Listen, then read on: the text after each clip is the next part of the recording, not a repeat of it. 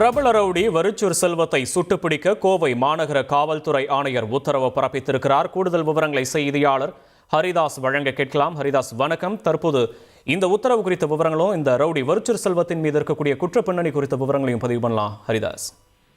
மதுரை மாவட்டத்தை சேர்ந்தவரான வரிச்சூர் செல்வம் மீது ஏற்கனவே பல்வேறு கொலை மற்றும் கொலை குற்ற உள்ளிட்ட பல்வேறு குற்ற வழக்குகள் நிலுவையில் இருந்து வருகிறது. இந்த சூழ்நிலையில வரிச்சூர் செல்வம் அவரது ஆதரவாளர்களுடன் பயங்கர ஆயுதங்களை எடுத்துக்கொண்டு கோவை செல்வபுரம் பகுதிக்கு ஒரு கட்ட பஞ்சாயத்தில் ஈடுபட வரப்போவதாக கோவை மாநகர காவல்துறையினருக்கு ரகசிய தகவல் கிடைத்தது.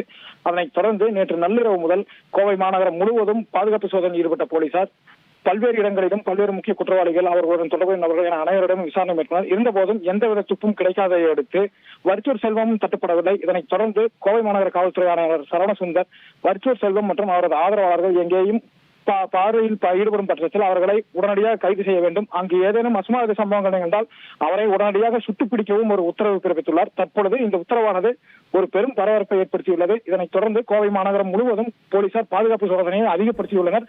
வரிச்சூர் செல்வம் கண்ணில் படும் பட்சத்தில் அவரை உடனடியாக சுட்டுப்பிடிக்க கோவை மாநகர போலீசார் தயார் நிலையில் உள்ளனர்.